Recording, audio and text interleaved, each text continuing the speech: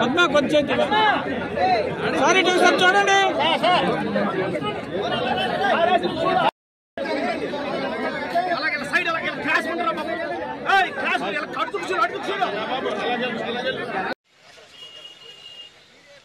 అందరికీ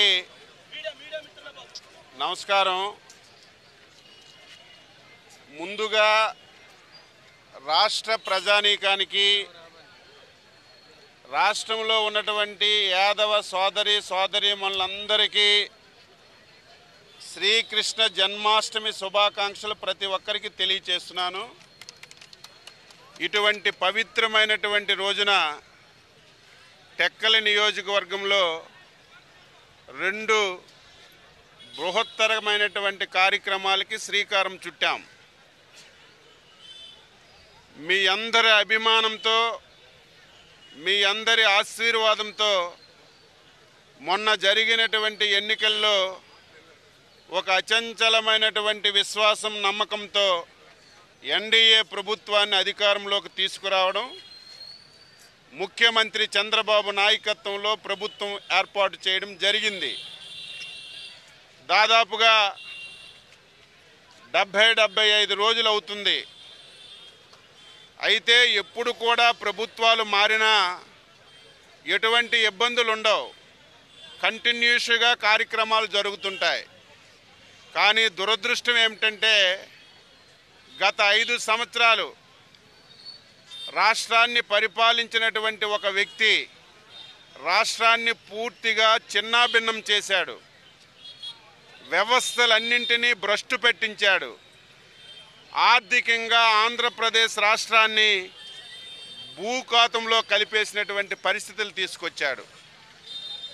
ఇటువంటి పరిస్థితుల్లో ఎన్డీఏ ప్రభుత్వం చంద్రబాబు నాయకత్వంలో అధికారంలోకి వచ్చాం. ఆర్థికంగా చాలా ఇబ్బందులు ఉన్నాయి. 13 లక్షల కోట్ల అప్పులున్నాయి.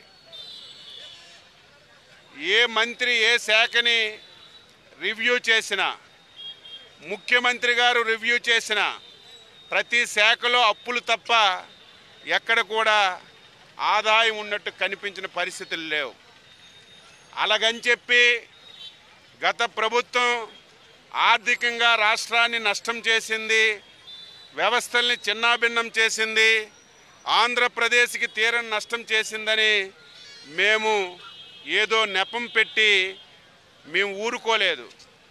ఇచ్చిన మాట ప్రకారం కష్టాలున్నా సరే, ఇబ్బందులున్నా సరే ఒక్కొక్క హామీని నెరవేరుస్తూ ముందుకెళ్తున్న విషయాన్ని ఒక్కసారి రాష్ట్ర ప్రజానీకానికి గుర్తు చేస్తున్నాను.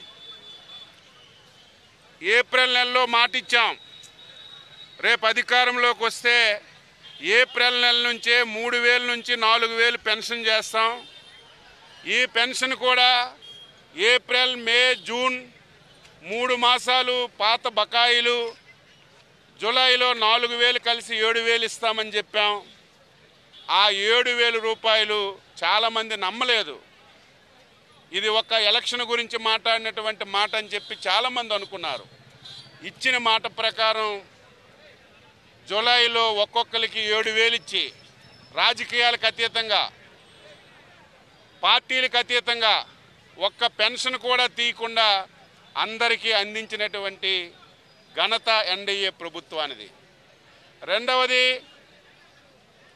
ఆ రోజు చంద్రబాబు నాయకత్వంలో పేదవాడికి కడుపు నిండా తిండి ఉండాలని, పేదవాడు కష్టాల్లో పడకూడదని 5 రూపాయలకే అన్నం పెట్టే అన్నా క్యాంటీన్లు పెట్టాం. ఆ రోజు దుర్మార్గమైనటువంటి వ్యక్తి పేదవాడి కడుపు నిండా తిండి పెట్టడానికి కూడా ఇష్టం లేక అన్నా క్యాంటీన్లన్నీ కూడా తీసేశారు. అది చాలా ప్రాధాన్యత కార్యక్రమం అని